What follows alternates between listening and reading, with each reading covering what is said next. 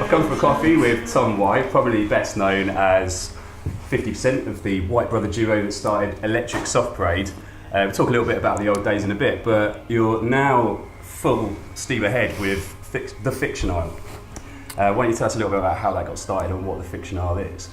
The fictional is it's essentially my solo project that I bring in friends to play with me on, and it started out as a bunch of recordings that I was doing at home, which sort of came out of a very specific idea, which was to sort of bring a bit more of the old style sort of jazz, romantic jazz songwriting into this sort of indie band scenario, if you like. It's not really an indie band. It's sort of got aspects of that. You know, there's guitars and stuff. But it was born out sort of wanting to bring more of the jazz sort of chords and that feel to a sort of modern band setup. So that's where it came from. And then I sort of started getting various people involved, and it sort of snowballed from there. And I think at the most there's like 12 of us, and at the least there's been sort of 4 or 5 of us. So it can sort of involve different people at different times. So it's quite a fluid thing. It grows and shrinks along with what your songwriting or particular. Yeah, just whatever it sort of whatever the songs demand really, and it's sort of evolved over time. But it's now settled into quite a solid lineup. And yeah, we're about to start recording our 3rd record. So that's where we are. We're 2 albums in, and alongside that developing, I set up a label to release our stuff because I was sort of sick of waiting for people to get back to me, so I decided I'd release the stuff myself, so I do that as well. The label's called Chord Orchard, and it's up online, you can find it, Google it. Sort of after the Electric Soft Parade, you did your solo work, which culminated was in the album Yalla. Which you were involved in. I was a little bit involved. No less. It was fun. And, yeah, so is this literally just an evolution of that, involving a lot more instrumentalists and a lot more going on live? Or is this something a bit different?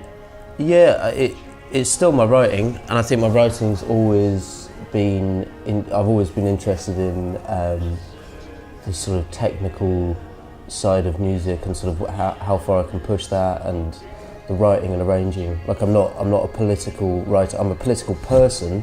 I'm extreme. You know, me and my brother especially is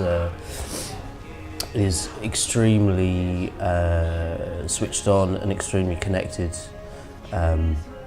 politically to the world. But I don't see that as something I want to do with music. Maybe in the future. There's a project I'm working on at the moment, which is sort of hinting at that, but for me they're 2 very different things.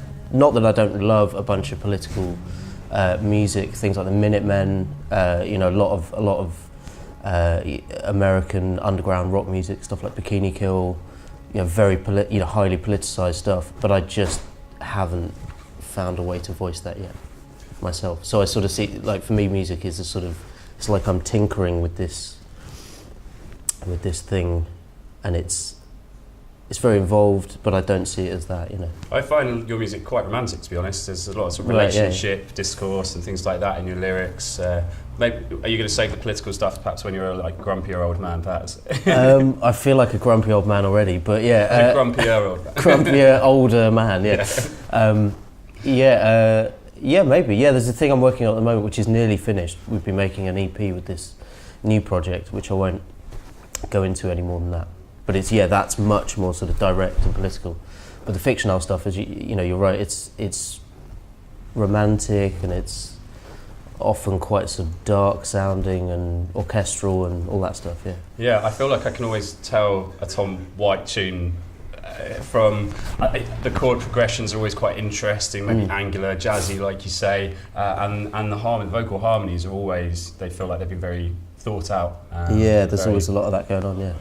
So, and I think there must be something in sort of the first work you do, like as a musician, when you sort of you know, when you sort of come of age or whatever, you get to a certain age and you start working in studios and stuff, and and for me that was like a real turning point was when my parents, I think I was about 13 or 14, my parents bought me a 4-track, and I started getting into home recording and sort of layering up my vocal and layering up instruments and stuff, and sort of learning how to multi-track, and that was a real sort of moment for me. You know, that suddenly opened up all these possibilities. Yeah. So after Electric Soft Parade, is the fictional kind of where you want it to go? Is this sort of, are you where you expected to be as a musician and the project that you kind of wanted to be doing? I didn't think about it all that much. I've always written, and I write quite consistently, and I just was sort of guided by the songs. I wrote a song called The Sea Rolls On Forever. That was the first song that I wrote of this sort of new batch. And then I wrote a few more, and it sort of became quite obvious that if I was going to do it live, it was going to need a bunch of people to play it.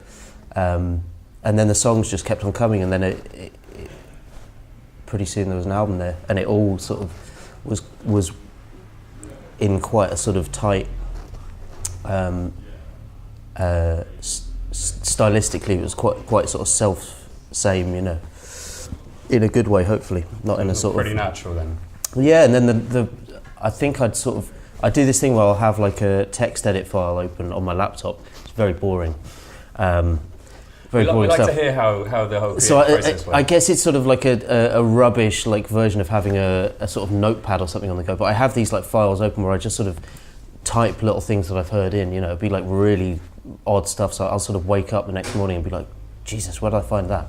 And at some point I just wrote, I think I found a blog called, it's called something really silly, like Kissing in the Fictional or something. And it was this like blog about like romantic writing or something like that, you know, some guy's blog, you know. And I'd sort of written this down, and then I think I gave a CDR to our to the guy who then became our guitar player, Lewis. Great guitar player, if you ever need one. Lewis McGillivray. And I'd sort of just, I guess I must have written the fictional on this like 9-track CDR of songs. And he was like, I love that name. That's got to be the name. So it was... So you're one of Brighton's kind of darlings, the Electric Soft Parade. We were. I don't know if I am anymore. Oh, right, well, okay, take it back, rewind. You were, and I mean, and you broke out of Brighton. You top of the pops, toured the world. Yeah. I mean, do you have some fond memories looking back, or fondest memories? Yeah, I mean, all that stuff's like 15 years ago now, so it's a long time ago. Weirdly, I was talking about 15 years. I wanted to mention today, I read this really interesting article this morning, actually, I read it, about Alia, the singer Alia, who has now, she died 15 years ago now, and her stuff, her due to sort of management wrangles and stuff, her music hasn't been available digitally in all that time, and it isn't now. She has no presence on iTunes, Spotify. You can't find her stuff. And I guess, like, yeah, there's sort of memories of that time, but I think one of the things I feel extremely lucky about is that sort of just about, you know, over the years, me and my brother have managed to sort of steer clear from the sort of worse aspects of the industry, which can completely sort of eat people up. And to a degree they did, you know, we are here today, but it's like, there was some extremely sort of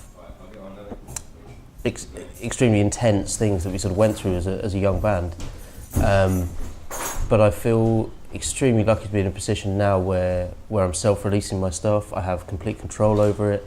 I get, you know, I have contact with people around the world who are listening to our music, and that gives me more than, you know, being on a major label ever did, frankly, you know. So I think there's great memories, certainly of touring.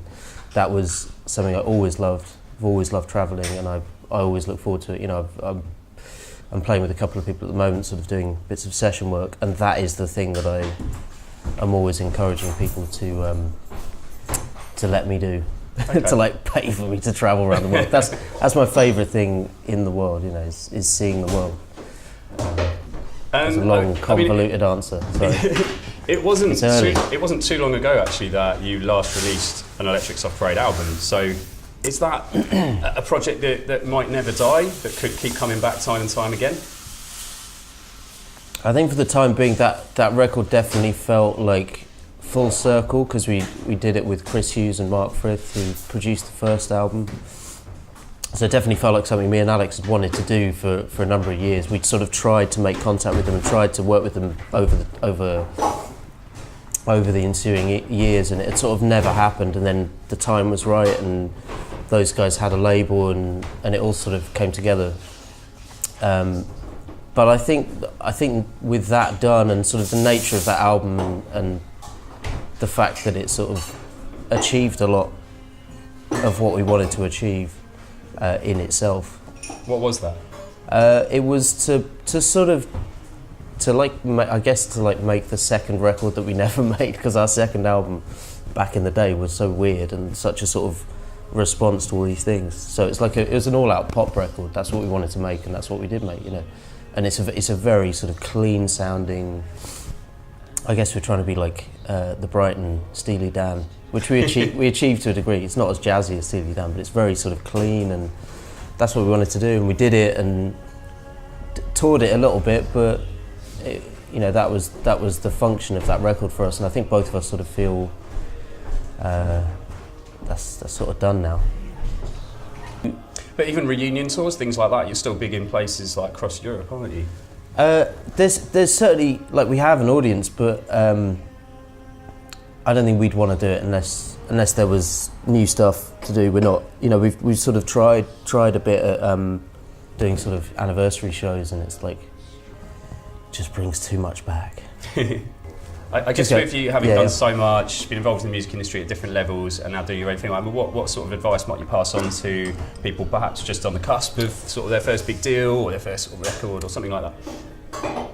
I think really, firstly, like, my advice to someone now would be very different to sort of 10 years ago. The industry's changing and changing and changing, and sort of, I don't think we'll stop changing.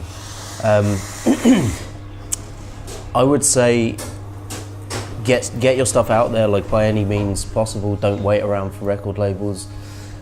Be doing your own thing and be seen to be doing your own thing, and people will be attracted to that.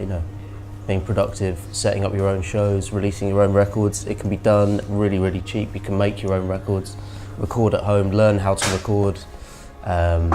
You can make a record on a laptop.